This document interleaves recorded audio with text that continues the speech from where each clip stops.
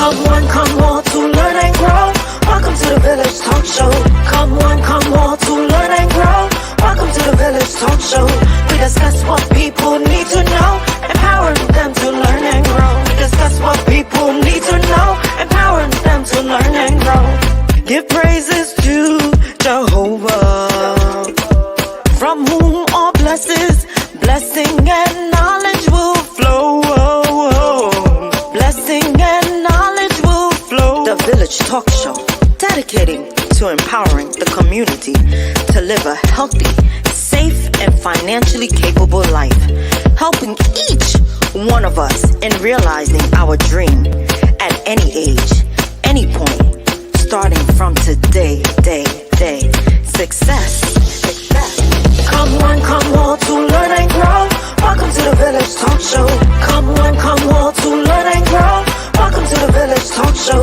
We discuss what people need to know, empowering them to learn and grow. We discuss what people need to know, empowering them to learn and grow. Success is not spoken, it is done. Success is done. Come on now. The Village Talk Show. Talk Show. The Village Talk Show.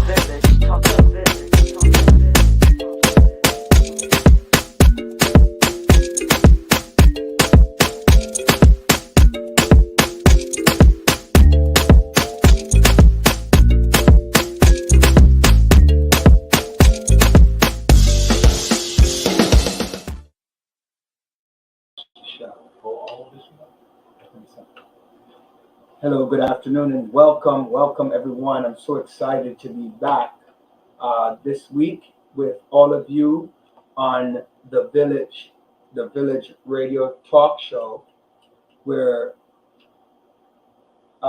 it's all about you, where we're dedicated to empowering the community to live a healthy, safe, and financially capable life through education, helping each one of us in realizing our dreams at any age, any point, starting from today, where success is not just spoken, it is done.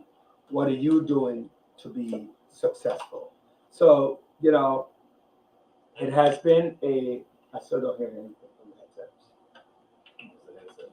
You said that over there, because I was hearing no one. So, it's very exciting to hear from you. Maybe it's the mic. Right.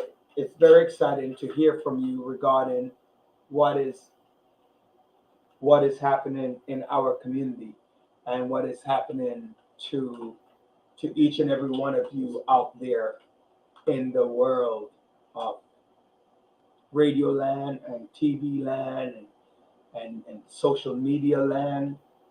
And so it looks good. It looks good. There's so many things going on that people need to talk about. I want to say, man, I have missed you guys and missed your comments and missed all of the concerns that you might have had, and see anything that might be happening in the world out there in the last 3 weeks. I think we took the whole month of August off, Andre, like pretty much the whole month. Yeah. And so bigging up to all of the villagers, all of you, bigging up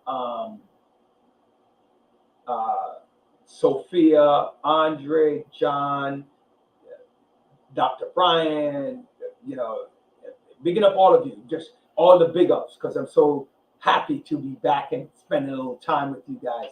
So happy to hear from you, happy to see what's going on, etc. YNC. Next week coming up, you have our back to school. That's the big thing right now, back to college. So it's back to school, back to college. Anyhow you want to look at it. That's next week, a lot of back to school events.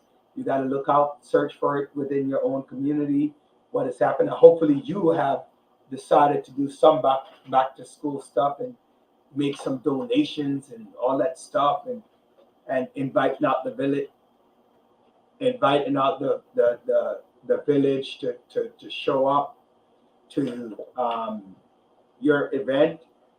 I know that's the one thing I didn't miss the studio for is some of those technical difficulties that we have had over the years. Something like It's this.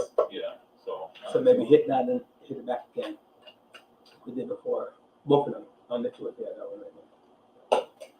Try it now. See if you hear anything. No? All right, let me try this one. I know you can hear me, but I can't hear myself in the studio out there. So I'm just, let me know. Hold on a second. Right? Let me know what you guys are hearing. Help us get started with what it is that we are doing here on the television. Listen to the other one. All right. So back to school starts for every level, depending on your state. Some of us started back in August 1st, right? Some of us started August 1st, right? Some of us started August 1st. Some of us are starting September 4th, right? When is September 4th? September 2nd is Friday. September 2nd is Saturday. September 3rd is 7th. We're gonna start. Wait, hold on. September 3rd is what? Sunday. And September 4th. So some of us start September 5th, 5, 6, 7, right? 5, 6, and 7 when we are going to get started with school. So let us know what are some of the things that you have done to help to prepare yourself to get started with back to school, right? What have you done? Have you bought all the good stuff yet? Right? All the good stuff that you will need to make things happen, right? So tell us about it. Tell us about what is happening. Tell us exactly what do you want to do differently, especially the young people. What do you want to do differently this year that's going to make it a productive school year 2023-2024? Also, parents whose kids are going on to high school and college, you should already start looking at opportunities for you should already start looking for opportunities for high school and college, right? So, a lot of us have a tendency to wait. And even though I'm saying this, I know young people, you don't have time. Your sophomore year is, let me just say this to you. Your second year of school, or your second to last year of school, your guidance counselors always say to you, this is the most important year. It's not the most important year. It's one of the most important. The least important year of school is your second semester, senior year, and your first semester, freshman year. Those are the two least important. No, we're gonna have to do it from there. Like, or you make it broadcast because I don't know what's going on. So right. So your least important, not that they're not important, they're very important because they set the stage, right? And a college or a high school, not so much a high school, but a college can rescind an offer based on how you did your last semester senior year. But every year between your second semester freshman year and your first semester senior year is vital. Because remember, you can't have a 70 average your freshman year, sophomore year, then turn around and have a 95 average your junior year and think that Harvard is going to accept you. They're not. Right? They're not going to accept you. A college will accept you, right? A college will accept you based on your overall performance. Getting into that good high school is from your overall performance. So don't let no guidance counselor tell you that you need to focus on your seventh grade year. You need to focus every year. And the more you leave things back, right? The more you leave things back till your senior year is the more you're gonna get in trouble when it comes to academics, right? Because remember, it's your grade point average, not your grade point year. Okay. So what am I saying? So if I have a 70 average my freshman year, right? I have an 80 average my sophomore year. That's a 75 average in 2 years. 75. Which top-notch college you're going to go to with a 75 average? None. Right? If I get a 90 my senior year, so now I have a 70, a 80, right? That's 150, and a 90, that's 240, right? That's 240 divided by 3 years. That's 80. Okay? That's 80. Now, of course, it varies in terms of how many, plus or minus 2 points, depending on how many credits you had this year, how many credits you had that year, how many credits you, those things are factors, right? But I'm saying, I'm looking at it like you had 14 classes your freshman year, 14 classes your sophomore year, and 14 classes your junior year. I'm saying all things being equal, right? Your average is still an 80. Now, some of you say you want to be a doctor or a lawyer. You can still become a doctor or lawyer, but it becomes harder, right? Because now you have more credits that you have to make up, more advanced classes that you have to take your senior year. Now, think about it for a second. If you have a student who has a 90 average, 4 advanced placement college classes, 8 regents level with a 90 average, or you have a student with an 80 average, 4 advanced placement regents, 8 regents, who is more qualified to go to one of the top-notch schools? And again, I hear parents out there, my kids can make it anywhere. We're not talking about your kid. We're talking about the ability for that kid, for the school to accept your child.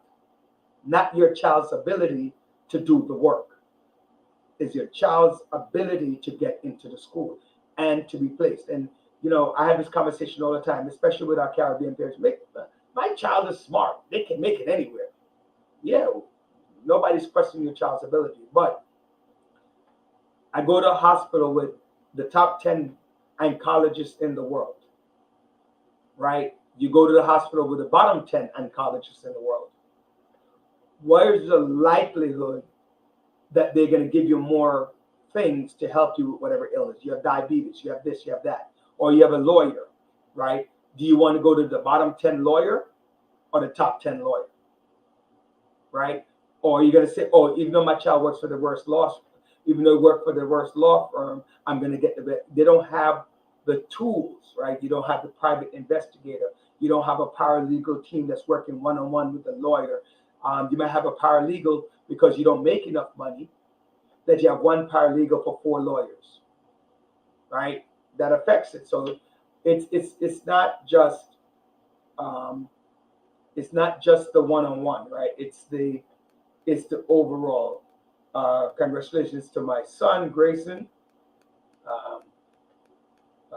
His season is finished for baseball for the spring summer, and their team went out with a bang. They won 15-4. I think he went 1 for 1 with 2 walks. So congratulations to him. Congratulations to the Bonnies on a very, very Bonnie 10U on a very, very successful season. He went 1. He got out. He got out one time. So he went 1 for 2. I scored 3 runs. He got on base 3 times. So his final stat for the season. So I'm bigging up Grayson on the air. Yeah.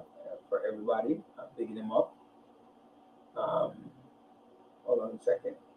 His final stat for the season is Grayson Daly.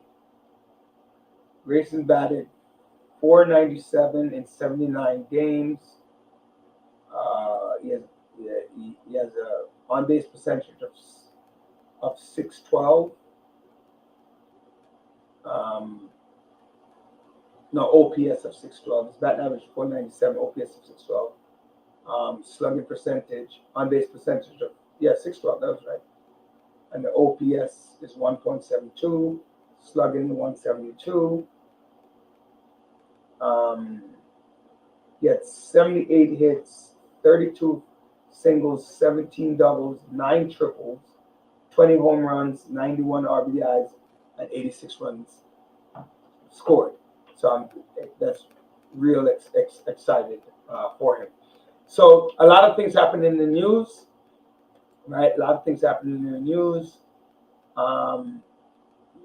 Donald Trump, it's interesting. It's interesting. I had a couple questions about the Donald Trump piece, right? I had a lot of things about the Donald Trump, what's going on. So all my Trumpers are calling me because they're very excited. All my non-Trumpers are calling me or texting me because they're very excited, right? So let's review that, right? My Trumpers are calling me because his mugshot is probably, I know definitely last month, it is the most viewed, and it increased his popularity. So the question is, did his mugshot help to promote him? Because like people like Dr. Bryant, right?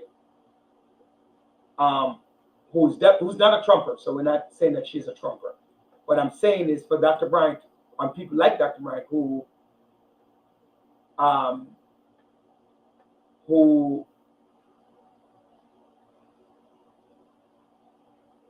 are tired of seeing him in the media, right? Yeah, people are just tired. They're like, oh, why they keep showing him in the media? Why not? Blah, blah, blah, right? It's a good look, right? It's a very good look.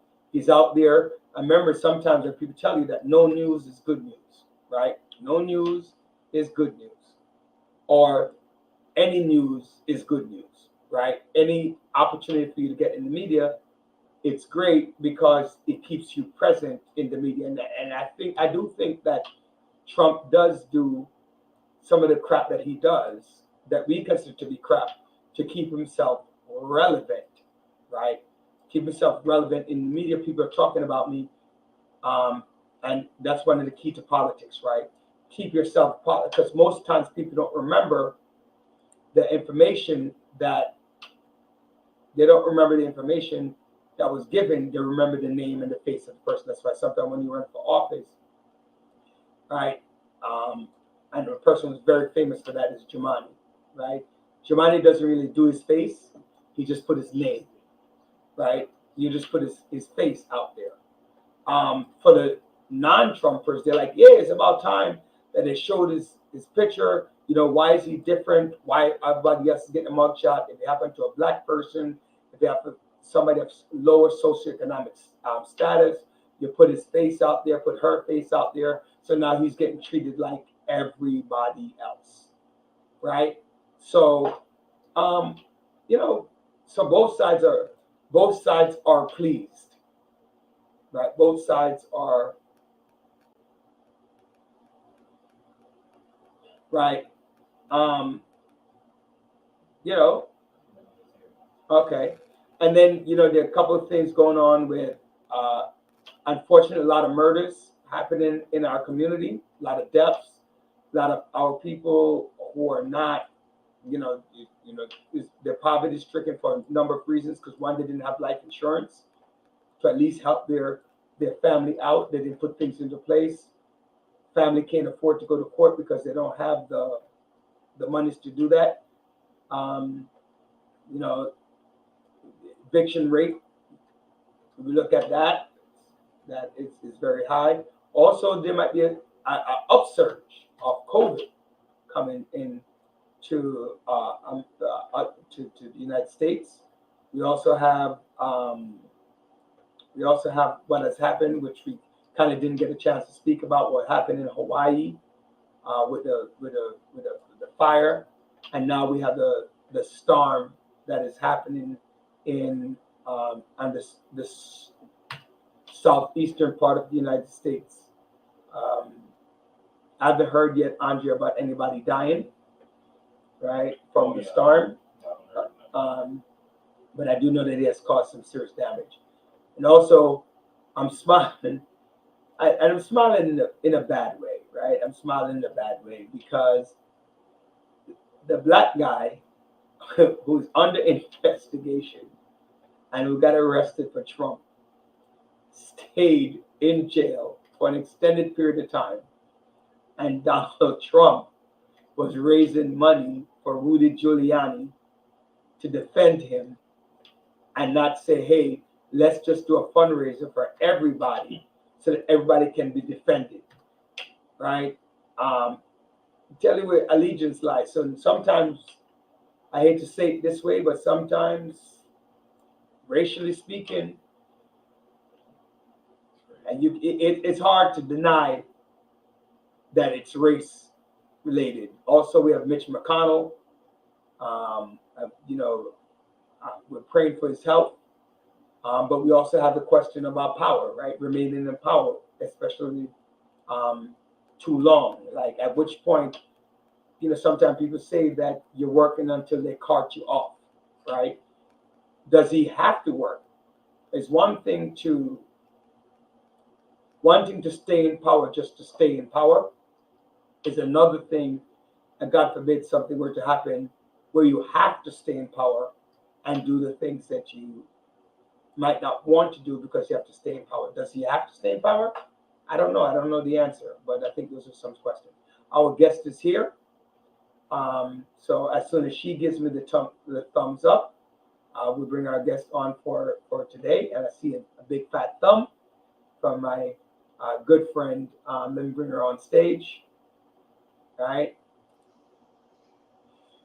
Good afternoon. Hello, and good evening. Gonna be Good evening. How are you? make it. Who usually make it in the Oh, yeah. like that? Can Yeah. you- Hi, attorney Kendall. How are you doing?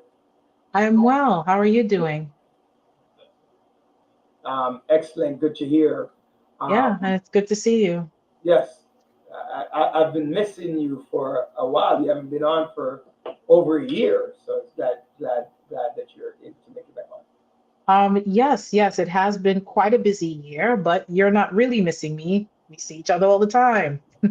No, I'm missing you in ear. I'm talking about. So, do me a favor. Tell us a little bit about yourself and who are you? I know you, but yeah, and for those of who we familiarize the audience with you. Sure. My name is Renee Kendall. I am an attorney at law. I am based in Brooklyn, New York. I am also the founding manager of Caribbean Legal Solutions, and I am a board member of the Caribbean Attorneys Network. And then I'm just like an all around great person. That's good. You are a great person, so I will co-sign on the great person. Thank So what, you. tell us a little bit about, is Caribbean Legal Solutions the only thing that you do as the founding manager, or do you do other things that are law related? And what are those things? So I do lots of I do more than Caribbean. To start with the Caribbean Legal Solution and tell us what you might do in the role of Caribbean Legal Solution, or you independently as an attorney? Sure. In my role as the founding manager, I manage the day-to-day affairs of Caribbean Legal Solutions. It is a company I created a couple years ago to connect members of the Caribbean diaspora with needed attorneys and legal resources abroad.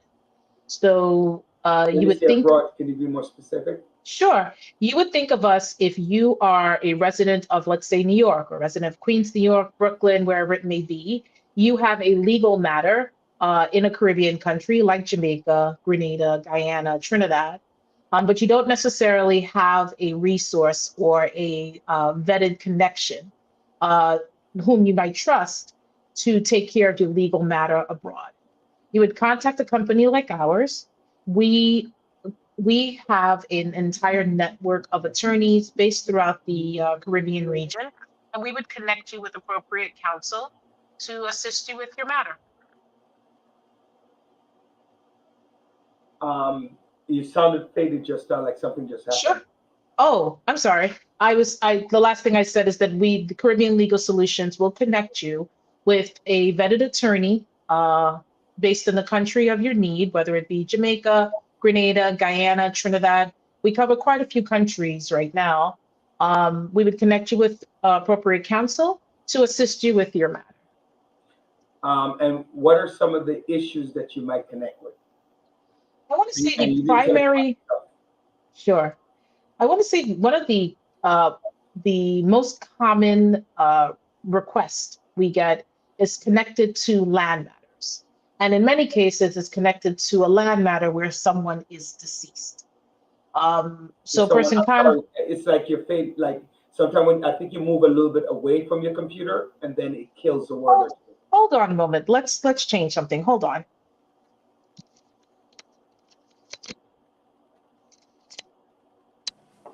Let's see if this is any better. How's my sound? Okay. Just Are we don't lean better? back. Don't lean back. But yeah, Don't lean back. Okay, good. Where was I? you were talking about I want to legal say matters. the most common matter is, for many of our clients are connected to property, in many cases their home country. And many times it's connected to property where someone has passed away, and the deceased person is the only name left on a deed or a title, and there are surviving relatives who are living abroad. That's one of our most common. That's where one of our most common requests come from. But we also handle matters like divorce, adoption, immigration, wherever you would need an attorney, and you need your legal matter is based abroad, we would be the people to contact. I got you. You mentioned property as number one. Is immigration a factor? Criminal cases another factor? Um, um, Immigration does come up. And something I want to mention about Caribbean Legal Solutions, although we created it for the diaspora, meaning the people who are of Caribbean heritage, who migrated to the United States or just abroad, we do get quite a few requests from persons living in Caribbean countries who may have a need for an attorney based here, or they have a need for an attorney in their own country. And we're happy to be that resource because there isn't necessarily a platform where attorneys are all sort of gathered and vetted, geared towards the needs of the public. That's where we come in. okay. Excellent. So tell us about your own personal practice, Kendall Law Sure. Group. Sure. So separate from that, I'm an attorney at law. I'm based here in New York. I have a small firm, the Kendall Law Group, that focuses, our practice areas are focused on estate matters, and that's estate planning, probate matters, estate administration, which is what happens when someone passes away and there is no will or estate plan. The firm also handles quite a bit of real estate matters. So that is Kendall Law Group in a nutshell. Okay. And so what? So I want to delve right away into some questions. Can you? Sure. So let's start with you do estate planning, right? I Estate do. planning I love when I speak to lawyers and doctors and scientists and They're not like my gardener who says you need a weed whacker and you need to get some poison for the weeds. They start using terms like you need to get your garden is very toxic.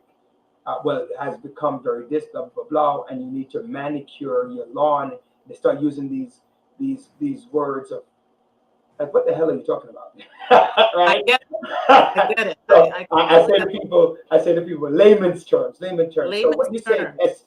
estate planning, what does that mean? Well, I'm glad you asked. I'm going to try to make it as simple as possible. Every person has an estate. Your estate is essentially your property, anything that has your name attached to it. And when I say property, estate goes beyond, a home or land. It is your car. It is your bank account. It is your pension. It is all of the items in your home, your books. Is it debt too? Your Pardon? debt? Is it also It is your also debt? your debt. Your debt is part of your estate. Debt taxes, anything owed, that's also part of your estate. So when we hear the word estate, the public should think more broadly.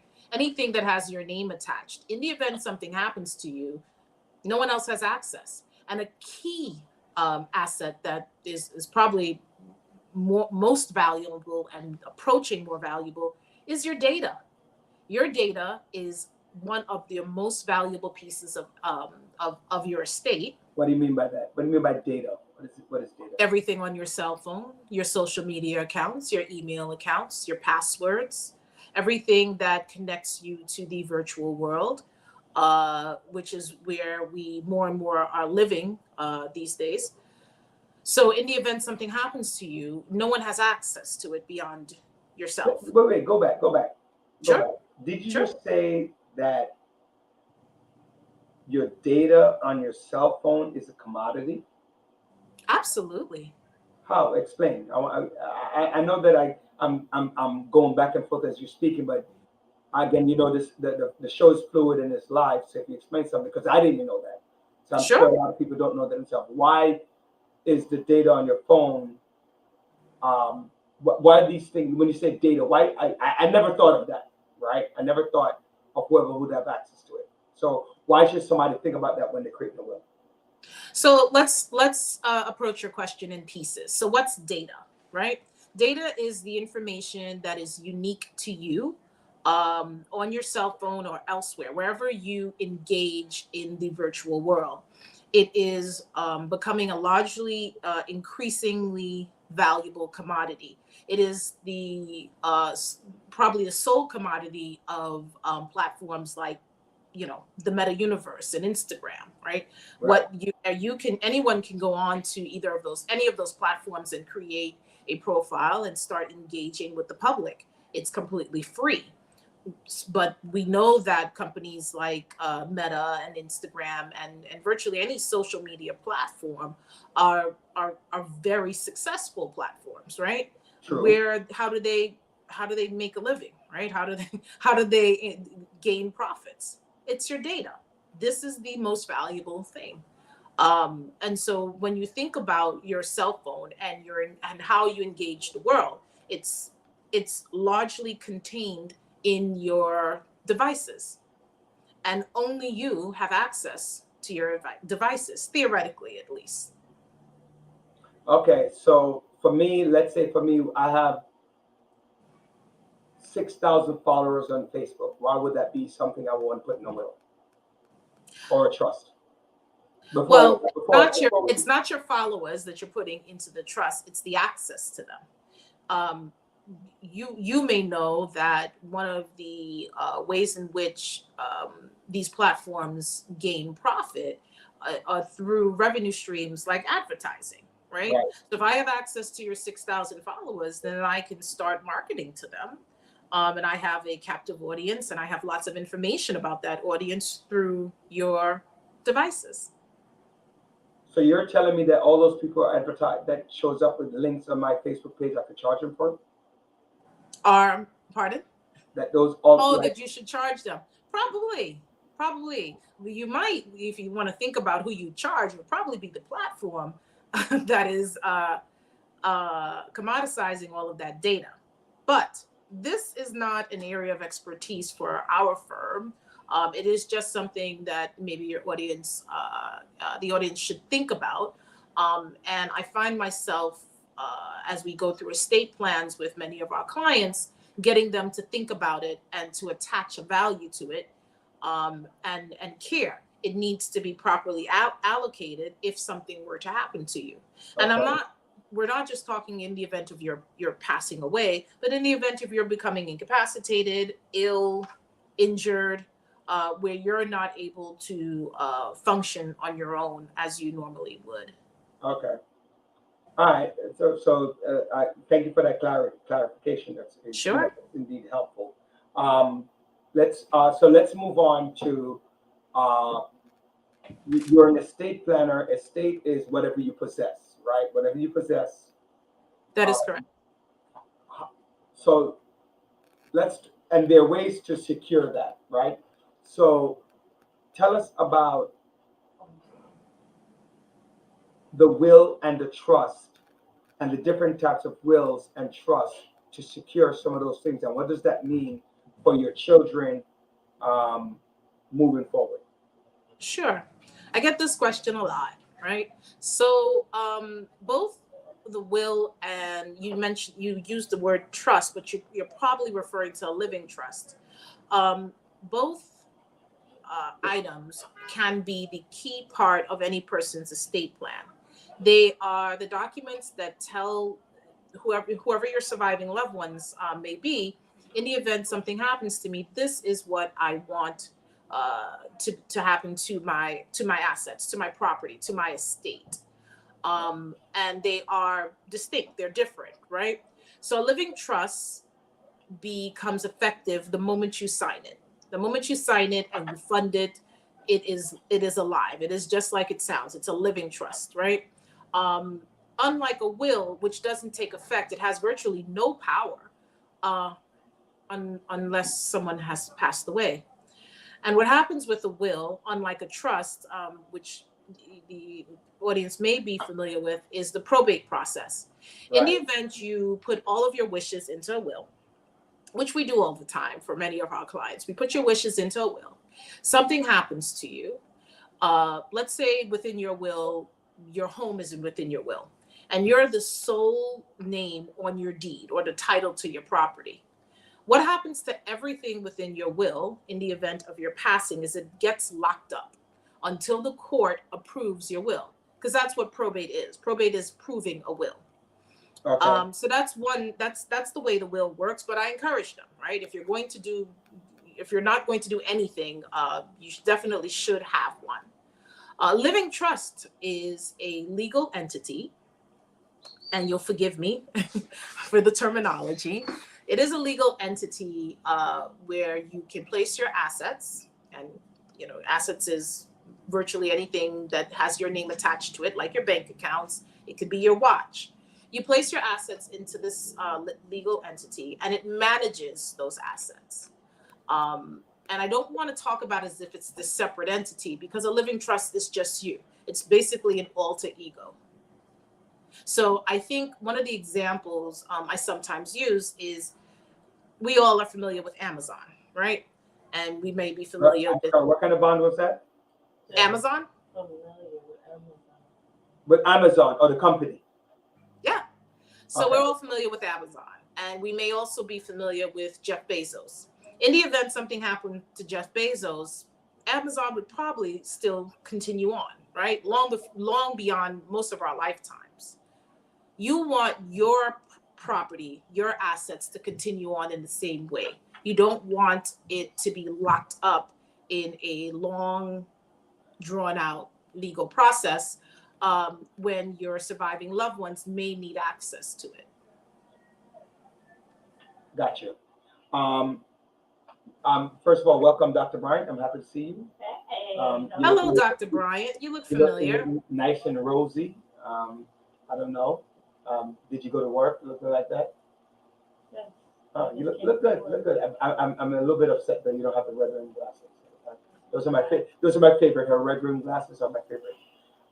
So welcome. I will turn over to you if you have any immediate questions right off the bat. We're just talking about what would just the difference between the trust and the will? That's the- And that's I- it. Right. Can you go? I know there are multiple trust, right? Multiple types of trust, and I really think there's a living. What's a living will versus a death will, for lack of a better word? A living will is like it sounds. It tells persons that you've designated, anyone that you list in there, what should happen or what you want done in the event you're not able to communicate it. So if you should lose certain capabilities, you're bedridden, you're you're connected to life-sustaining devices in a hospital, how do you want your life to be treated, right? Do you want to remain sustained by a machine in the event you are unable to walk or something like anything along those lines? But it's where you are unable to communicate it yourself. You put your wishes in advance into a living will. A testamentary will, like the last will and testament, is again only something that takes effect in the event of your passing. So, wait, I'm sorry. Living will is only for medical guidelines. It's not for property guidelines or anything like that. No, it's your wishes about your body Okay. and So, your health decisions. okay. So sometimes I think people think about, like, when they have a living will, it's about what happens. Let's say, for example, I need medical attention or something like that.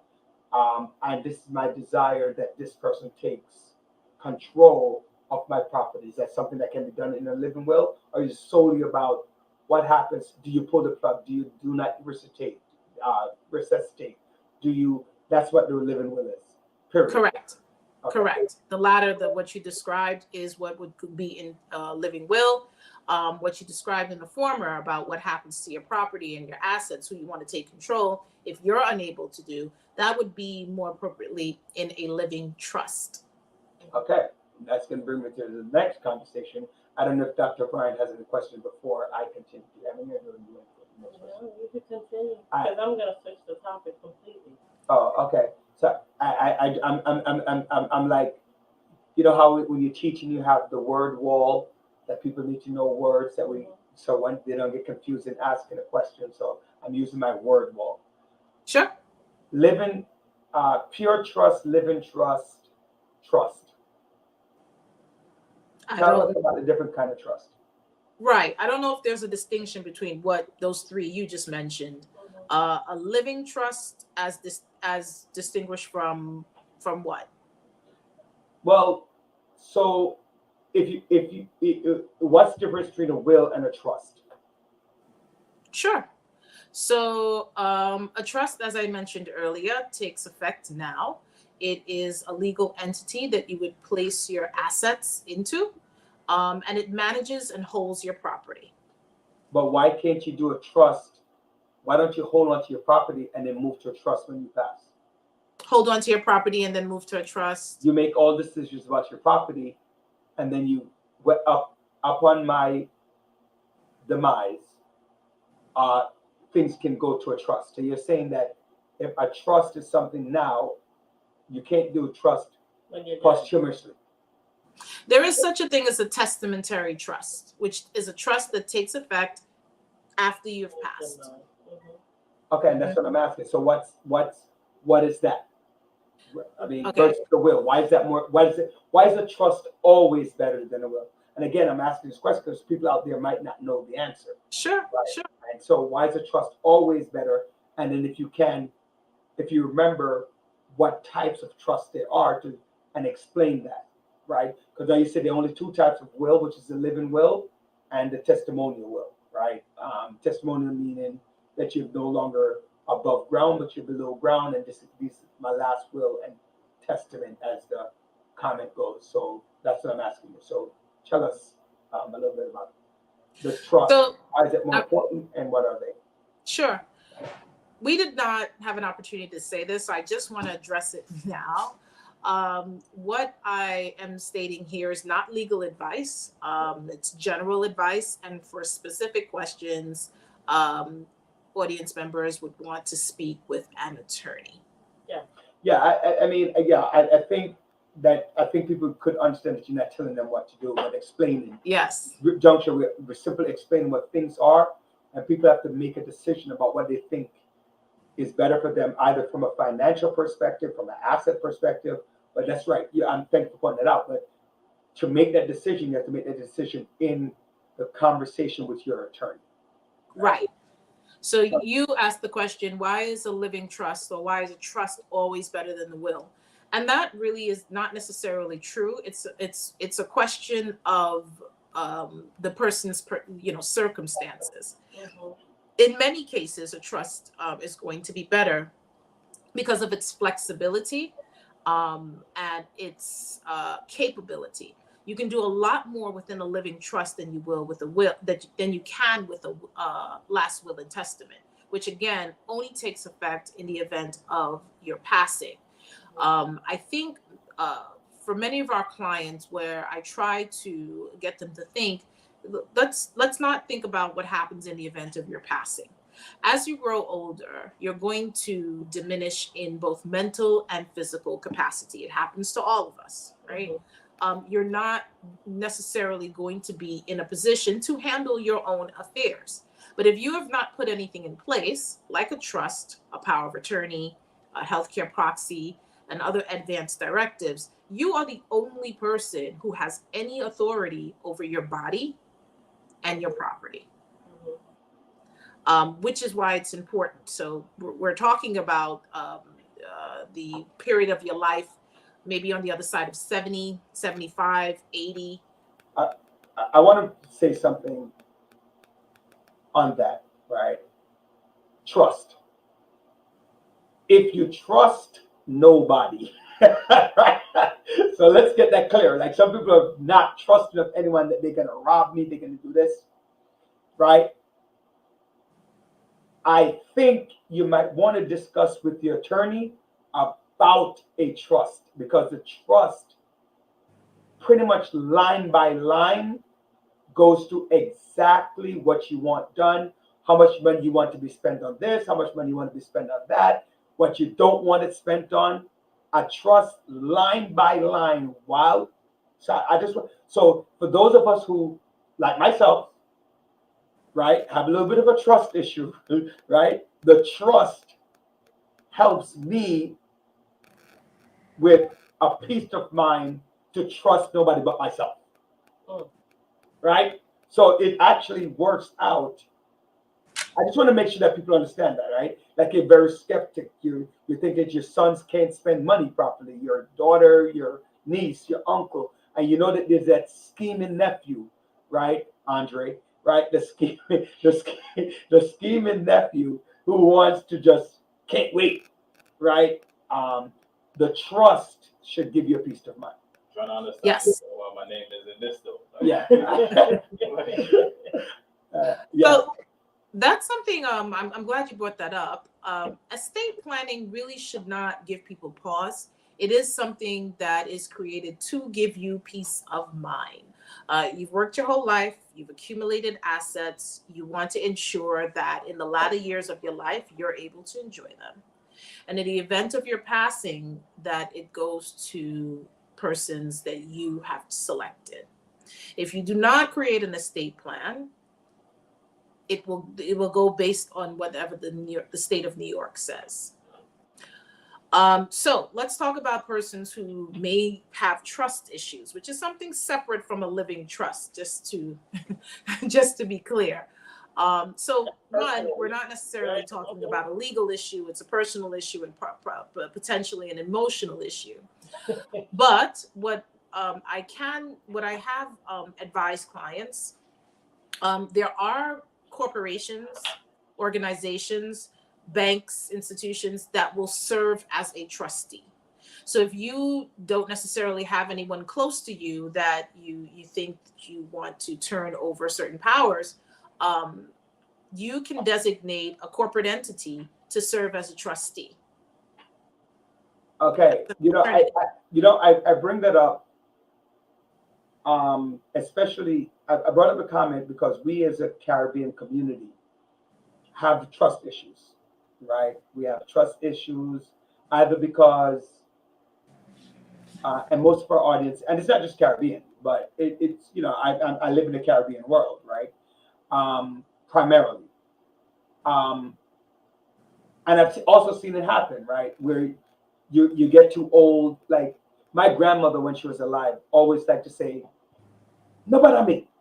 I don't want to be bothered. We have don't come to me with them. Chop. Leave me alone." Right? And as you get older, you get more grouchy,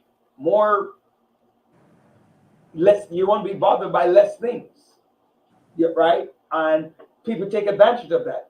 And let's just be clear. Sometimes you go into a bank account. I'm going to use Andre again because I already used him, so I'm going to use him again. Mhm. Right? Andre is my nephew. He goes into the bank It account. doesn't reflect me though. Right? He goes into, it's a hypothetical, right? I just want to be clear, like we said, disclaimer. He goes into bank account. He knows that there are $100,000 in there, $50,000, right? He goes into the bank account and he says, "Let me borrow $1,000 to do something." Maybe something that's productive or not productive. You might not want that thing to get done. And he spends that $1,000 thinking that maybe, you know what, the money's going to come in next month for me to put it back or have an emergency. It's an emergency for me, but it's not an urgency. It's an emergency for Andre, but not an urgency for me. Right. Right? And Andre but what would Andre have done if he didn't have that money? He'd have found another resource to get it or asked my permission to get it. And that's where the trust thing comes in, and I see that happen all the time. So that's what I'm saying with somebody. Like the trust allows you to have a better control of what it's Yes. Yes, it does. All right. All right. Hello, Dr. Brian. Yes, go ahead. I have some wonderful, so I want to shift a little. So we have a lot of migrants coming in, and I may have made a comment in regards, because you deal with real estate. I may have made a comment in regards to people taking in migrants and housing them at home.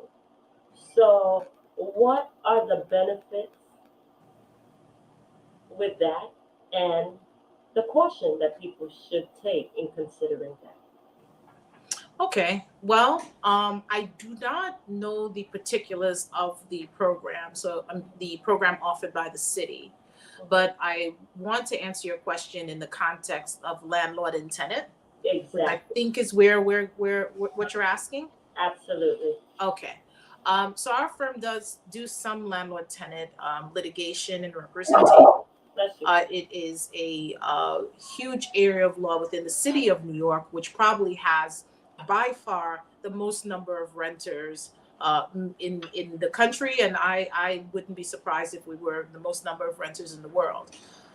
So landlord-tenant issues are common. I would say to anyone who's considering it that they should make informed choices before taking on in the role of a landlord and having a tenant.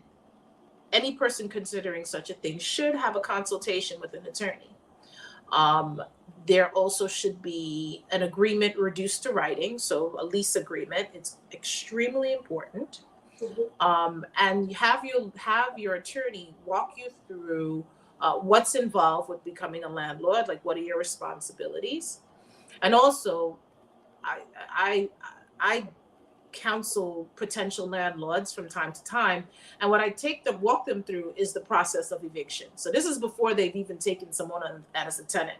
I have a very detailed conversation about what the eviction process is like in the city of New York, how long it takes, even if you are in the right, Please, how can you long it elaborate takes, on what that? it costs.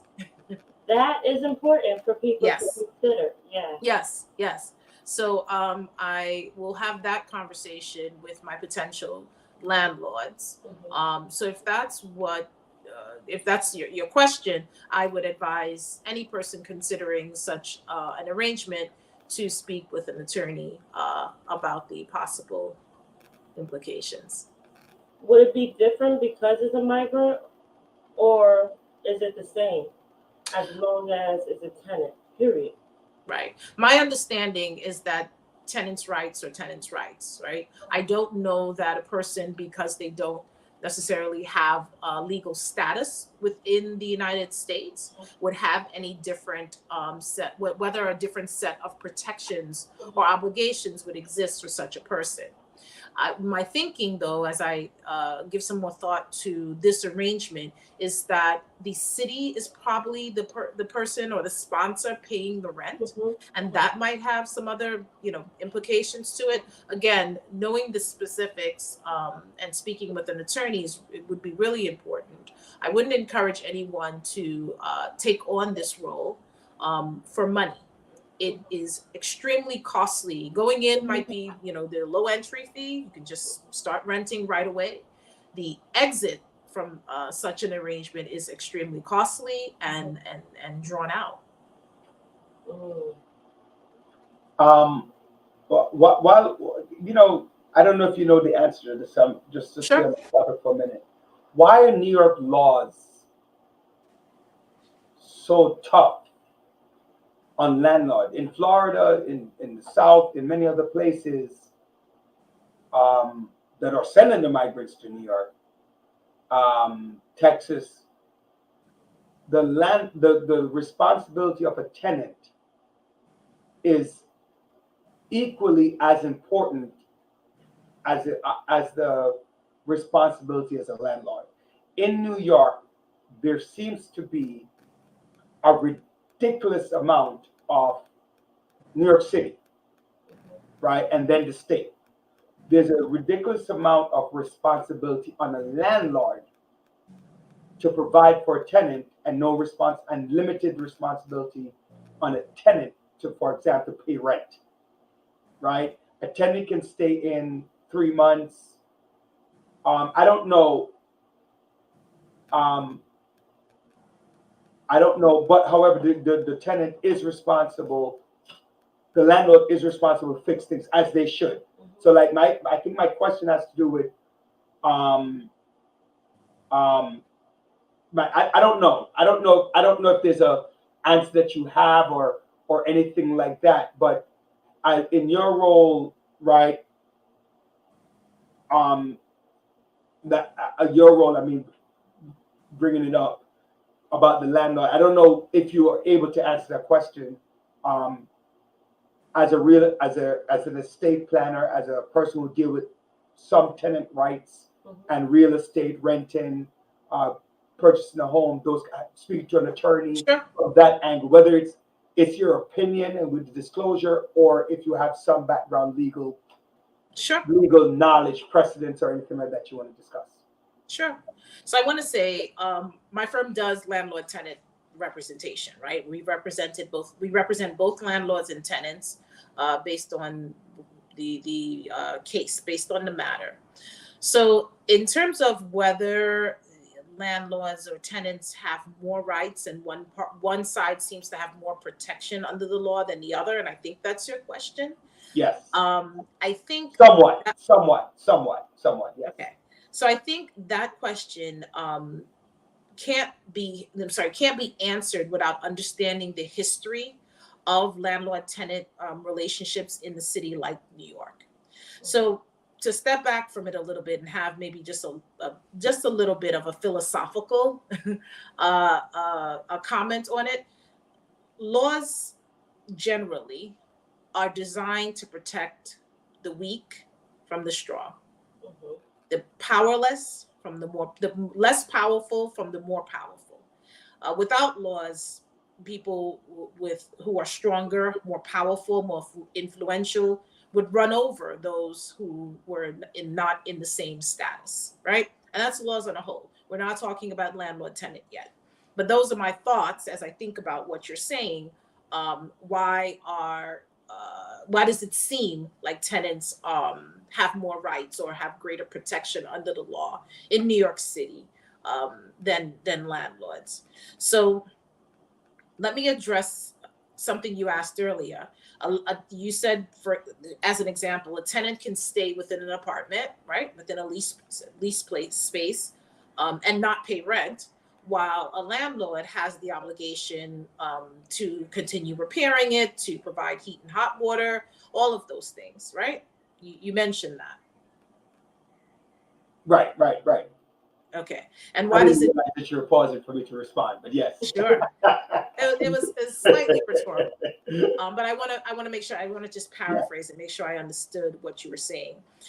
So why is it that a tenant can stay in an apartment and not pay rent, while a landlord's responsibilities would continue? I want to answer that in a way that doesn't get lost, but let's just say not paying rent is what's called a breach of a legal obligation, right? You move into an apartment, landlord and tenants make an agreement. I'm going to allow you to live in this space. You're going to pay rent. When a tenant stops paying rent, they have breached the agreement, right? They've broken it. They're not honoring their obligation. The problem with that is that you can't necessarily do anything about that until it's determined by a court of law that that breach has happened. You can't make a decision. You stop paying. Your tenants stop paying rent. I need them to leave. No, it has to be proven that the tenant stopped paying rent, and that's the part I think that gets a little bit tricky. Yeah. I think one of the questions, yeah, on both levels, but it's a timeline. It's a timeline issue that I'm talking about, right? Like, okay, I strongly believe that a landlord's responsibility is to ensure that they don't breach their contract as well, right? That they don't. Breach their end of the bargain, right? You fix the damn plumbing, right? You, whatever is in your contract, you paint the apartment or the doors once a year, or whatever. You clean the hallways, you take out the garbage, whatever is in on your end. On the tenant's right, like tenant side, like you don't destroy my property. You don't, you pay your rent on a monthly basis, 1st to the 15th. And I don't have to take you to court, and then all of a sudden you already know that the system says You can't just kick them out. you not just can't kick them out, but you have to wait a month. Then you have to take them to court, which can take 1 month. and then that 2 months, if you come up with a bunch of sorrow stories, it can take another 3 months, and then you go back to court, which can then take another 6 months. So you can have somebody, a landlord can lose, especially 2-family, 3-family homes, can lose that home before you have to be responsible to pay rent. I'm just saying. Whereas other states it says, you know what, you're not paying your rent, you gotta go. Right. Also, the damn rent hike. Well, you can't discuss that. That's just me going up. That would just be going They're just going on a tangent. not a tangent, but a soapbox where the rent is just too damn high that people really can't afford. So sometimes they will go in, they might have the first month, last month, but they don't have in between, right? Because the rent is too high. I mean, Yeah, and people who actually are renting and want to purchase, the interest rate is too yeah, high. and that's the other thing I was So just about to talk about. It's a catch-21, no matter what. There's a do, there's a Right. I So- mean, you might have the $50,000, depending on if you're a first-time home buyer or not, or the $250,000 if you, depending on the price, because everything is going up. But the person who's renting might not have that money accessible to them, and then you're providing a service in the long run. But anyway, that's just me going. Things are just like what many years ago I was running for governor, and he goes, "The rent is too damn high." That's his party right here from Brooklyn. I remember that. From Vanderbilt. Let's move on. Talk about the interest rate. Yeah, I was Is just this a good time that's what I for was people to whose purchase? market? That's what I want to ask. Whose market? Buyer or seller? I'm hearing that it's more of a seller's market than it is buyers. That's what I'm hearing. The interest rates from the potential buyers' perspective is high and higher than it has been in recent years. Even as recent as 3 years ago, post COVID, 2019 rates and 2023 rates are vastly different. So right now, the interest rate at 8%. It was like this in 2000 and You talking about the crash, 2008? no, before that. No. The rates being so high. It was like this maybe 2000 and 2005, 2000. That's Six, yeah, that's when they started. 2007, When's yeah, the predatory it was going, lending? yeah, it was going up and down, up and down, and up and down. And right now, because the interest rate is so high, would you say that less people are purchasing? Yeah, I was going to ask the Coming to question. you? I'm saying from your, not from your. No, she's It- closed, and she is the attorney that I do represents. Yeah, close. that's what I'm saying. Yes, at So the closing right, so that's what I'm asking. I'm right. saying, would you, in your experience, what you've seen, not what you believe should happen, but in the trend that you're seeing, are you seeing more buyers or sellers? Your trend, your And colleagues, people your moving out of conversation. New York, right? Yes, I'm seeing more of what Dr. Bryant just says. I would say it's not just that less people are buying. I would say less people are in a position to buy. Or afford what they currently own. Correct? I'm sorry. And I said also afford what they currently own. Property taxes going up, the maintenance going up. I mean, this is not within your legal department. It's just, again, it's just your opinion, right? But I'm looking at, I was literally, while at the doctor today, I was talking to somebody, and it's like, my light bill was $1,100, right? So think about that. So why would I want to stay? So it's a good question. Do you find that more people want to sell or more people want to buy, in your, not looking at any data, your opinion? I don't find many people, I don't come across as many people who are like, I just want to sell my property. I think if you're a property owner in this market, you're in a, more favorable position because of the recent increase in the values of property, whether that be actual or, just sort of superficially inflated and unnecessarily inflated. I think you're in a better position if you're already a property owner now. And if you were able to get a fixed rate and you're locked in, you're probably the trend that I'm seeing is more persons are staying put. All right, so my next question is still about real estate, going back to Sure. the hat that you wear. Whether you want to answer it and do give the disclaimer in which one you want to give it as. Go for it. Whether it's opinion or from a legal perspective. Sure. Would you recommend selling or refinancing? Not selling or taking off equity off the home. Let's say you want to purchase another home, you want to pay off some bill, you want to do some stuff with some money that's equity in home. Would you recommend selling or would you recommend using the line of equity? I mean, yeah. You could So in my non-expert opinion, again, this is not in the area of which I am qualified, but if I just thinking about it, refinancing a home in most cases means giving up the interest rate you currently have for the new or current interest rate, right? In most cases, if you refinance, you're going to get a difference in the interest rate. You're not necessarily going to be able to hold on to the same interest rate because you're restructuring a loan, right? If you sell your property in this market, you may, in most cases, be able to realize a certain profit because of the values of property right now versus where they were, 4 years ago, 5 years ago. So the answer to your question in terms of what is better is what's better for you. Yeah.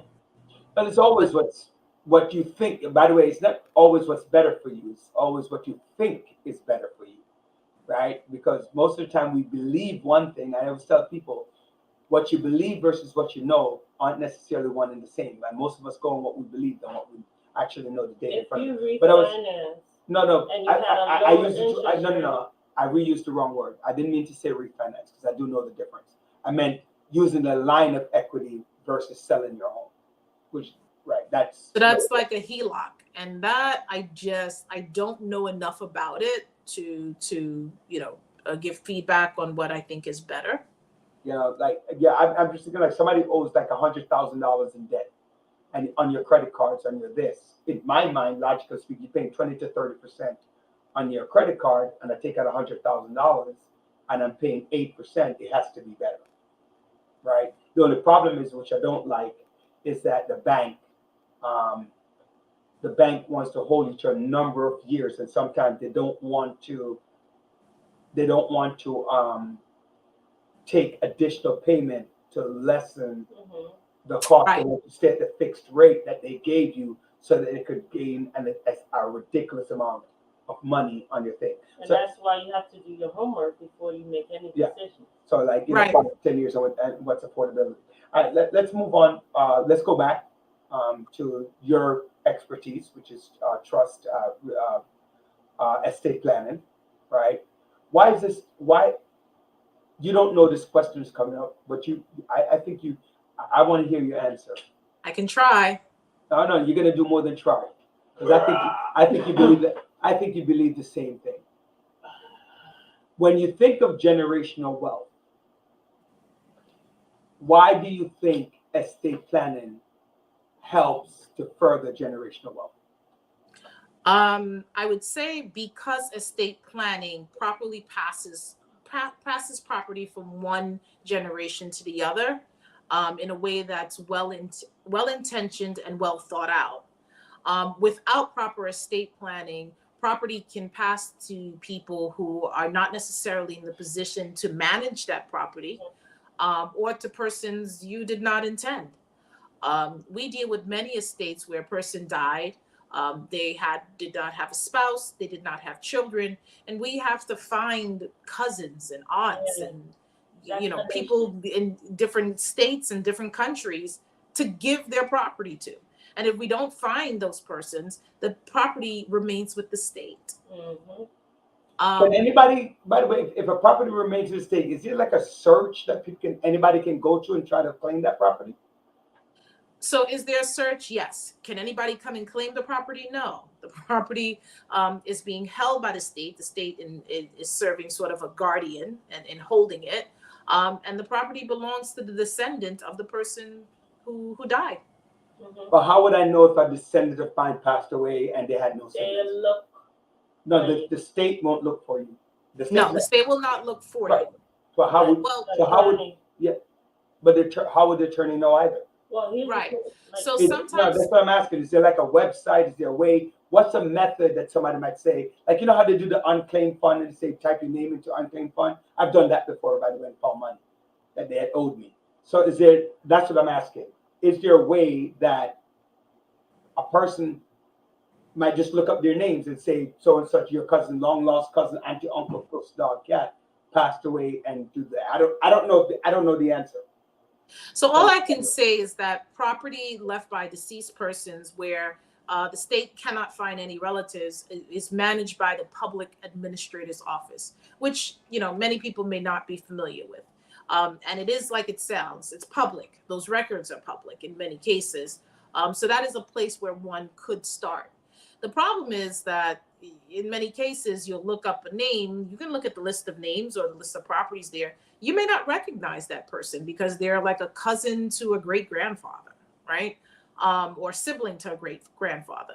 You may not necessarily recognize their name.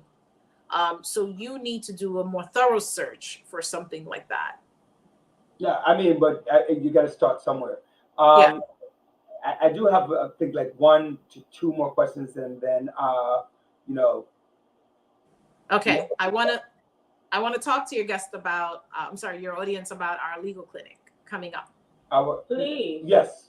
Please share that. Okay, so Caribbean Attorneys Network, of which I am a board member, will be hosting a legal clinic co-sponsored with WIATICA, the West Indian American Day Carnival Association. We're hosting a legal clinic on September 23rd from 11 a.m. to 2 p.m. at the WIATICA's office, 1561 Bedford Avenue. Anyone interested in wanting more information can find that information either on WIATICA's website or the Caribbean Attorneys Network website or any of our social media platforms. Now, So when they it is go an on opportunity. that day- Pardon? No, I wanted to know more about that day. Sure.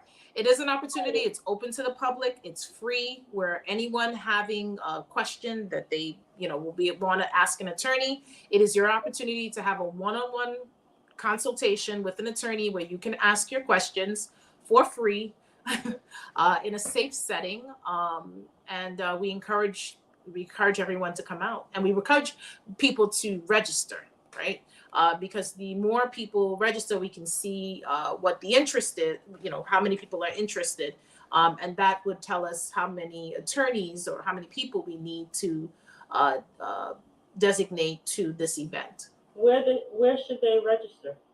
They can register using just clicking on the link in our bio. There's a Google Forms that will come up when you click on the link. Go to our social media platform, Instagram, LinkedIn, Facebook, Caribbean Attorneys Network, or the West Indian WIADCA, West Indian American Day Carnival Association. I always forget what it stands for. Either of those platforms, you can get additional information and you can get registered, but you're not required to register. If you can remember the day and time, September 23rd from 11 a.m. to 2 p.m., and you just walk in, we will accept you. Now, And the time again is from 11 a.m. to 2 a.m. And 2 WIADCA p.m., is not 2 a.m. 2 p.m. to 2 p.m.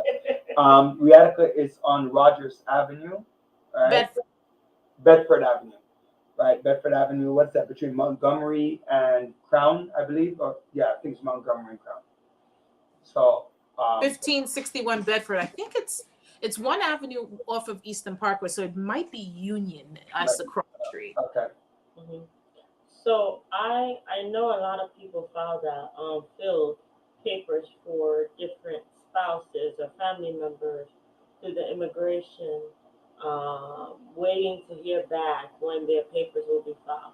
So would that be a good time for someone to come and speak in regards to that process, or Is that attack that you guys going to tackle from Sure. Caribbean? So Not necessarily you, but from the yeah? organization. Yes. So that falls under immigration, and it sounds like that person may have a question about immigration, the status of their application. That's a good yes. We would be able to address those types of questions. Okay. Mhm. Okay. And maybe if a potential buyer is interested in purchasing, they could come and meet up with you as an attorney. Yes, Represent them. that works too. That's before the application goes out, Yes. before they process anything, they want to make an offer. So that's so important. Yes. One of the audience asked if you can. I don't know if you, Andre, or yourself, you can slowly tell us again, or they asked, please send me the info again for the event on the 23rd. So if you Sure. September. you could legal type it in the chat, or Andre just go ahead, Yes. say it again. Please do. I can actually share a flyer with Andre, maybe, yeah, but not. That'd be awesome. All right, send it, right. You send Right. it. Can I send that to your? I can send that to your platform. And within the flyer, I believe there's a link or a QR code. Oh, perfect. Okay, Mhm. perfect. And All right. people can register before getting there, so you at least know: are we hitting immigration? Are we hitting? So you come with questions on divorce, immigration, landlord tenant, business. You have small business questions, estate questions, right? Property, employment. Please, we want it all. Employment for immigrants or employment period? Employment period. The attorneys will address employment discrimination or wrongful termination, or persons having, issues maybe with their employer or with their job or with their employees. All of that falls under that umbrella of employment law.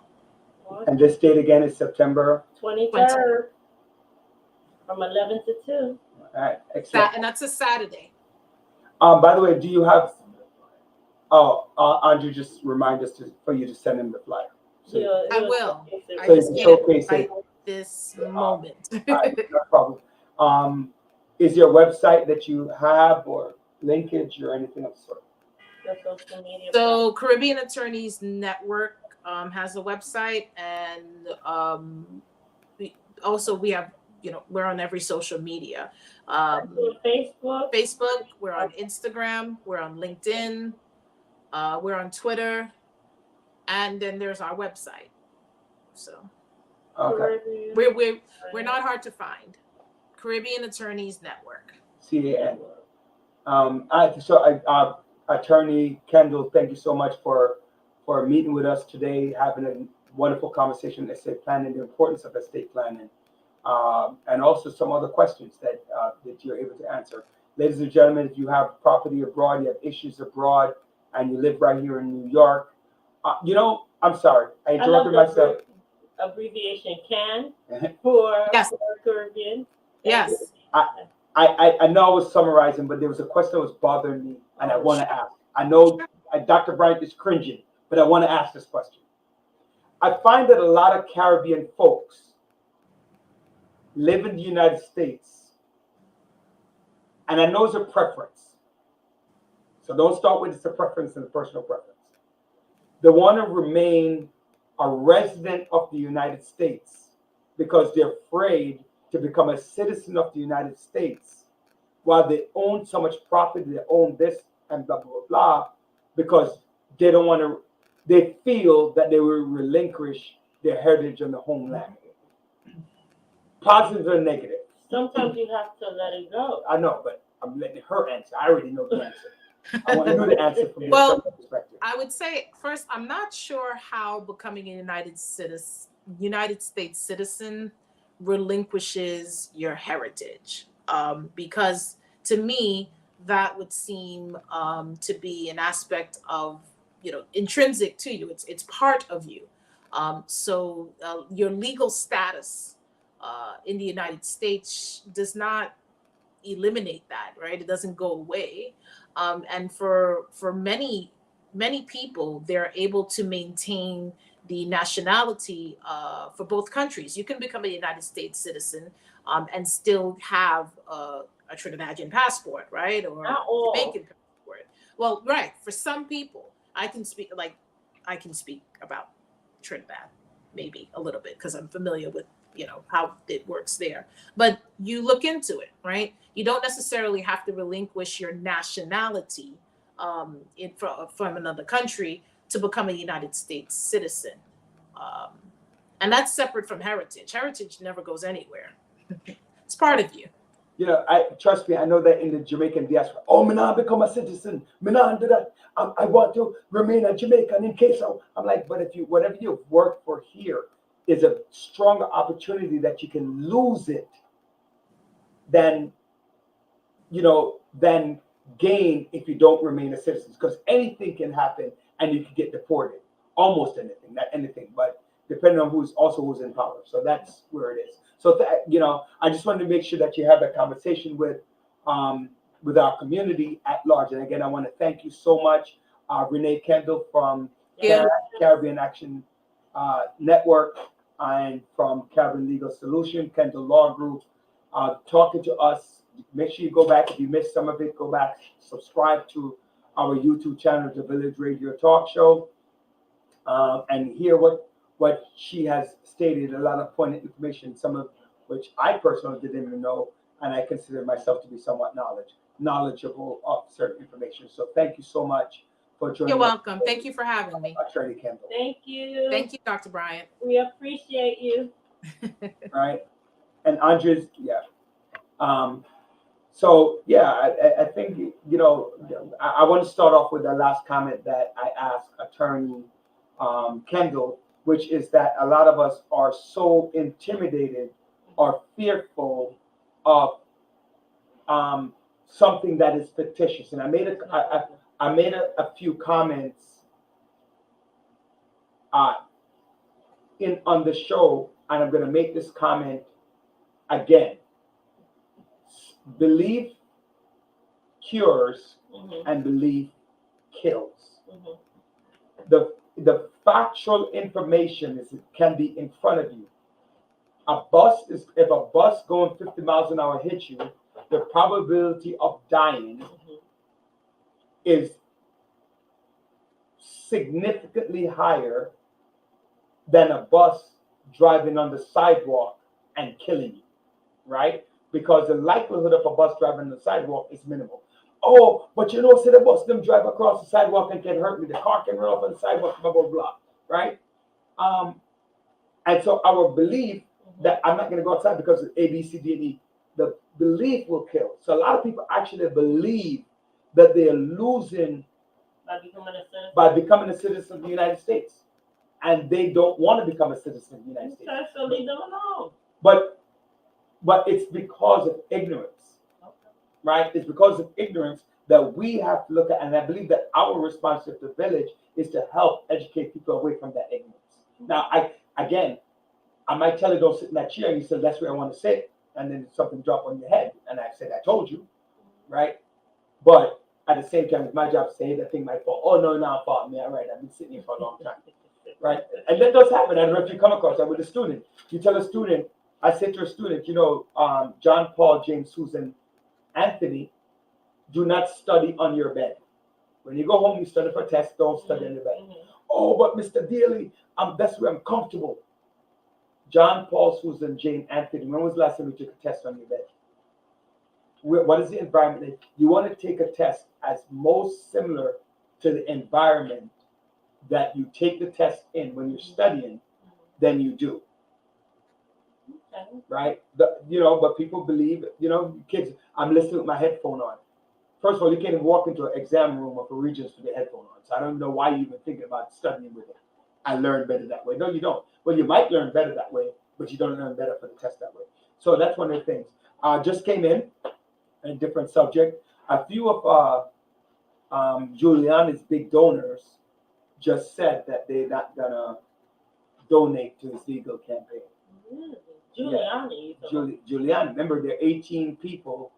I don't think You Trump. talking about campaign or his No, legal people who fund? donated to his campaign said they're not going to be donating to his legal funds. I hope that's what I Okay. stated. Legal. You said campaign like he's running for something. No, I said That's his 2008 campaign. But maybe I'm forgetful, so thanks for the correction. So, and I know that his next, legal fee?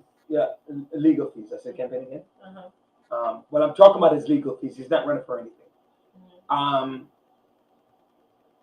Next week, Donald Trump is doing a $100,000 plate fundraiser for Giuliani. Mhm. Let me go back. I like Giuliani as a mayor. Really? Why? Yes, I did. I know there was a lot of racial I think profiling. he took credit for what Lincoln No, placed. no, Yes. no, Yes. no, Yes. no, no, Yes. no. All right, we can argue. I'm going to tell you why I say this Okay, no. go ahead. When he came into office, Mhm. he was doing things that was under Dinkins, right? When he came into office, he was doing things as every president, because you can't immediately, unlike Trump, right? Because Trump pretty much like Obama did it, I'm wiping it out, right?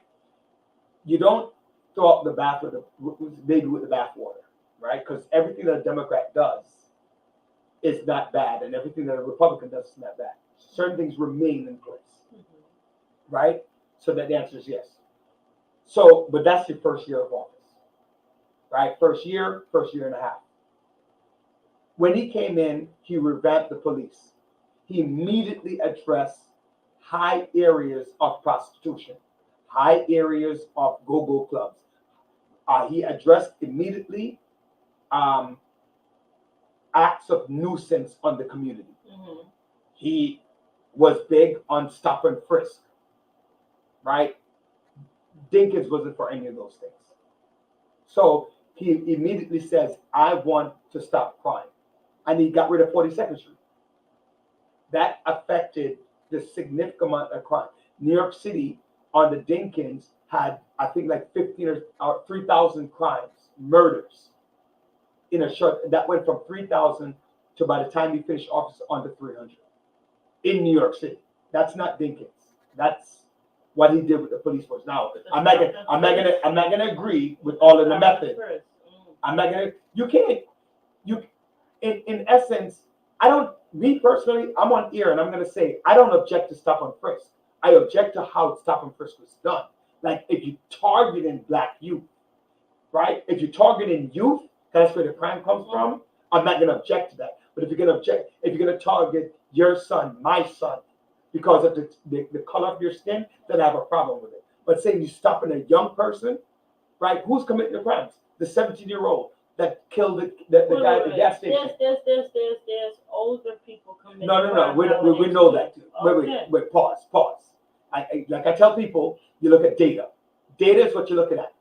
You're not looking at exceptions. You're looking at data.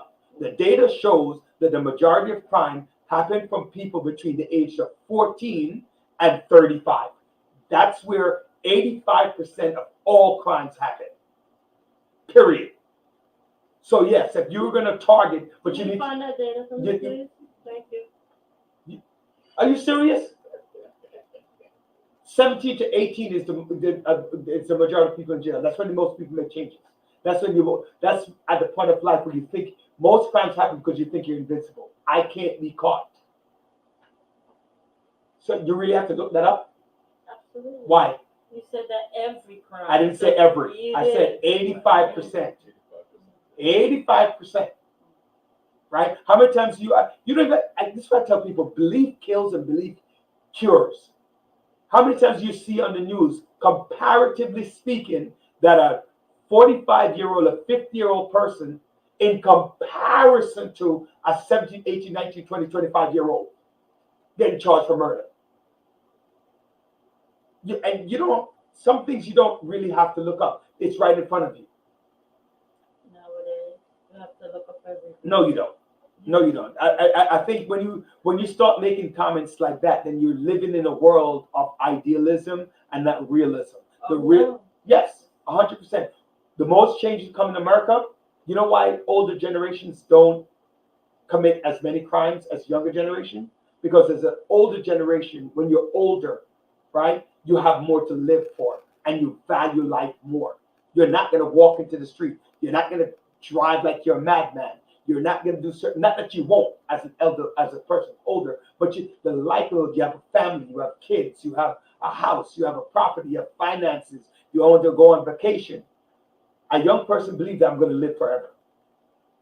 I do my bit. I mean, when you think about that aspect, because I'm here trying to find specific. When you think about that aspect, when you think about when you think about it from that aspect too, because even as educators, and we study psychology, and we know, like, as a teen or the younger you are, there's that invincibility mindset. Yeah, exactly. The older you get, you're like you see a fence, you're like, I'm not gonna jump that fence, or I'm not gonna do no skydiving. But as you're younger, you're like, oh, I'm young, I ain't gonna hurt myself. I'm good. So yeah. Right, and or like what they say, oh, you can do the bid. You can do the bid. You can do the time. Oh, I could do the bid. I get 25 years. I'm 18. 25 years means I'm out of 43. They don't realize that from 18 to 43, that's where you make your fortune. That's where you make your this. That when you make your that. An older person might say, I will go to jail for my kids. Yeah. Right? I will go to jail for my wife. But I'm just not going to sit here and go to jail just to go. I'm not going to hurt you just to go. So, anyway, so when you look at stop and frisk, I would change it from looking at a person's skin color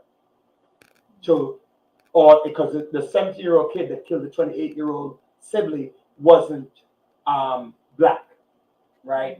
Or he might not have considered himself black, considered himself Muslim, and a lot of times people and were they say you're not really Muslim, But I've been gone for a couple of weeks, so you probably know more about that situation than I do. But the fact is, a lot of people, they don't consider themselves black until you're black, right? Harrison Floyd, i.e., realized under Trump, he's 18, that he's black when he couldn't afford, and they were doing a fundraiser for him to get him out on bail. So I agree, and I also agree with some of the things that Bloomberg did. And the reason I'm bringing this up, somebody was having this conversation with me while I was at the doctor's office, and he's a Trumpian. And we're having a real, I explained to him, I'm a Democrat. I will vote on policies, right? But there's certain policies I don't agree with as a Democrat. So I'm more for moderate Democrat. And he's like, yeah, I'm more for moderate Republican. But I'm going to vote Republican for the person in office, but I'm going to vote on the issue. And that's what we were talking about, like, why is that important? Like, I'm definitely not a far liberal. Question for you. O.J. Simpson, indirectly or directly, gave an endorsement for Vivek Ramaswamy, which I'm pronouncing the name wrong, I know, but Vivek, the Republican young guy, 37, 38 years old. I didn't realize he was that young, running for president, and he's making some movement in the polls because of some things that he's saying. Some of it is because of sheer youth ignorance, because he hasn't lived and sheltered, and some of it because he's very knowledgeable, right? O.J. Simpson says, I can see myself supporting. Do you think that's a good endorsement of that? What's your opinion?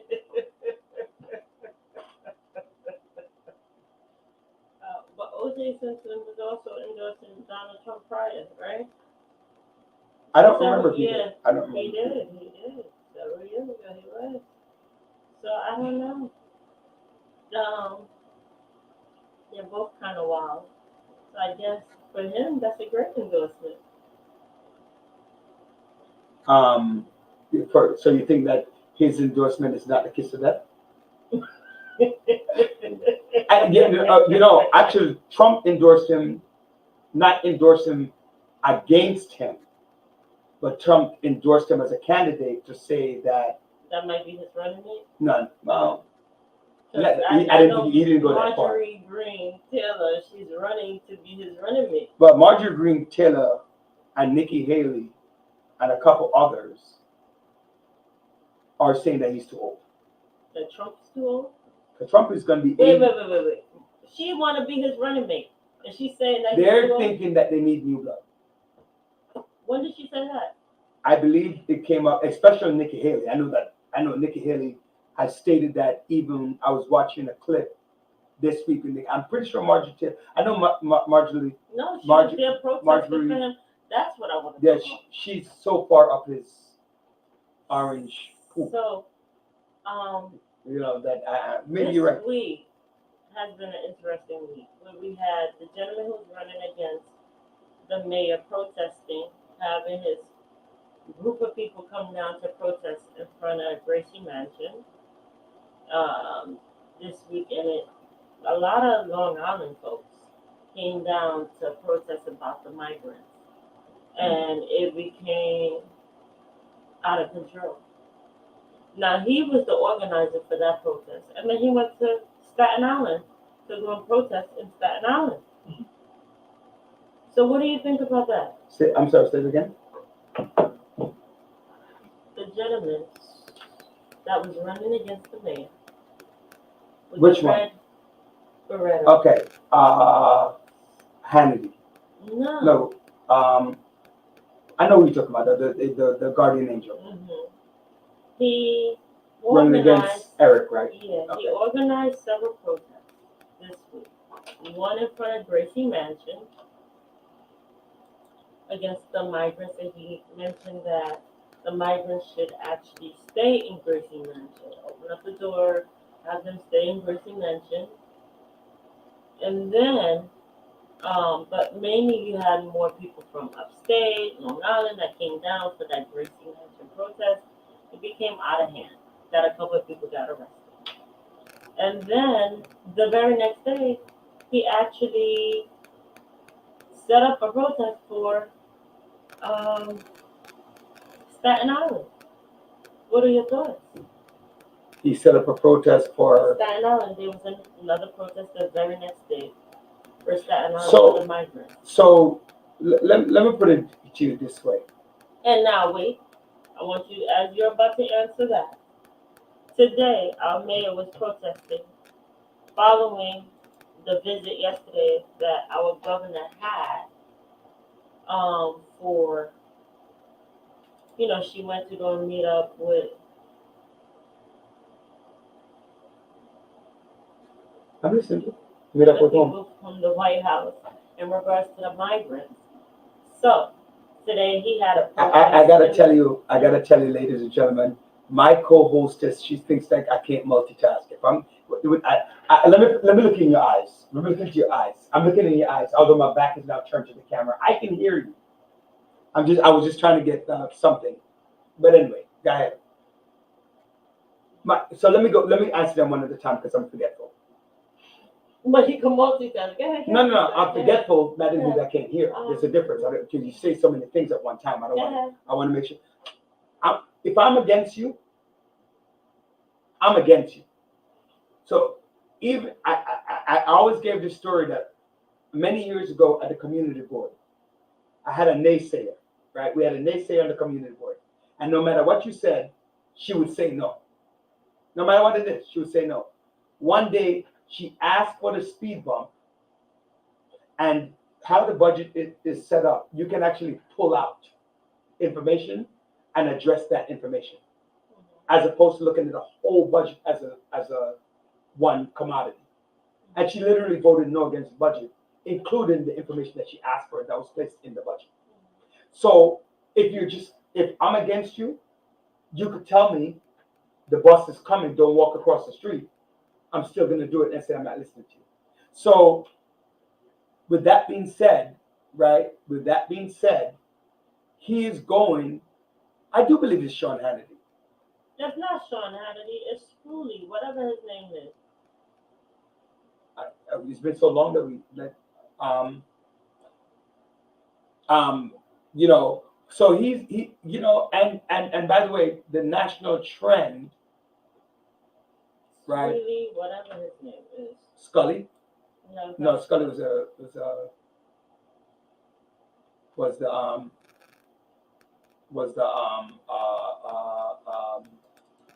Scully was the airplane pilot.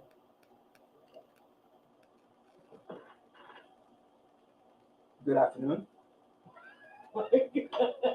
I know it's you. That's why I took the call, because I know my co-host is wondering why I took the call. So go ahead. I'm listening. I know you didn't call in on the radio. Sewell, Oh. thank you. Oh, the Guardian agent, yes. Yes, So, that's right. Sleever, yes. See, so one of her guests is calling who's listening. That's why I took the call. So I know Dr. Bryant is going to be like, why you take the call in the air? But I'm not going to call your name. But one of her, one of her. On speaker, yeah. No, do you want to go on speaker to make the statement? I don't know. Okay, all right. Yeah, Thank you. all right. Thank you for that. Right. So no, I didn't take a phone call, so I was taking a random phone call that you would think I was doing. Sewell, Curtis. yes. Curtis. That's his first name, Mhm. Curtis.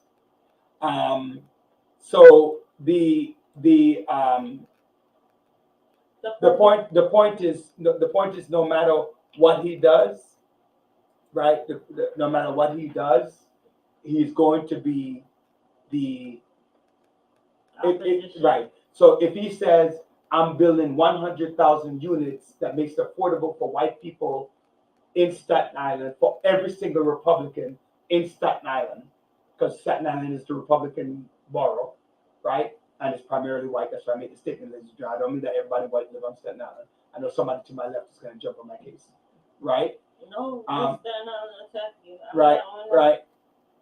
He's going to, for South Shore, Staten Island, Curtis Sleever is going to say, I'm not going to applaud the mayor for doing that, because he's going to bring low income people into a middle upper class neighborhood. That's just it. My question is, with the big push to get the workers permit, what jobs do they have lined up for them already? Do they have jobs lined up For who? them? For the migrants. They want them to, get off of, to get work, but what jobs do they have lined up? Get them working papers. What job? So I think we are looking at something from, oh wow, time is running. Looking at something from different perspectives, a whole bunch of different perspectives, right? First, you got to get them off the street, Mm-hmm. right? So you need to provide a home. Mm-hmm. Second, you have to be able to afford to put them off the street. So that means you have to move budgets around for that to happen. Three, you have to look for their safety, right? What are we doing to ensure that they're safe, right? Man. So then you look at these three things, and another thing that comes up is school. Where these kids going to school now? Next week, Thursday, is the first day of school. Where these kids going to go to school? So what am I doing with these? So it's not that economics is not important, right? It's not that economics is not important, but Wherever you have these issues, right? Mhm. So maybe they could give them temporary food stamp while they provide the second. Because remember, they also have to legal documentation. How are you going to make them somewhat legal for them to get a job? How are they going to get a tax ID number or a social security card? And you know what one of the people are? So one of the persons who I speak to a lot and I get a lot of advice from and I speak to, and I'm going to give her credit, Aisha. What happened to people who are already here, who are in this situation? So some of these people founded different slick ways, not that they weren't. The people who are here were in the same boat as these people coming in, and they're not getting the same treatment because their route to getting in was different, but their justification for coming in is still the same. Why am I being treated differently? Ladies and gentlemen, I know I left on that conversation, and I just want to make sure that Empress Danielle knows that I do think about things that she says. Yes, and it's true, Empress, 100%. Right. I want to thank you and thank you for everybody. I missed you. Right. I'm looking forward to you. Hopefully that break won't happen again, a whole month break. But we all need a vacation. Next year. We all need a vacation. We're going to be doing some new things coming up. We're like teachers. All three of us are in education.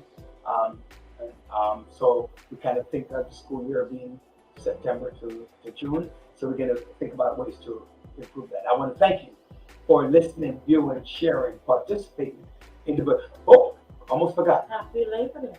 Happy Labor Day. Be Happy, safe. huh? 2 minutes over. Happy birthday to my mama. Right? Happy birthday, Mom. Yeah, happy birthday, Minister Llewellyn. Happy birthday to my daddy. Although daddy's birthday is next week. All right, Amazing, so you what I can say. do that. So happy birthday to both of you, and thank you so much for supporting. Listen. God bless each and every one of you. Please subscribe to our station. Help us out. Like the lawyer said, the data helps to bring in funds to what we need to do and to spread the word, get some billboard and get more listeners. God bless each and every one of you. Enjoy the weekend.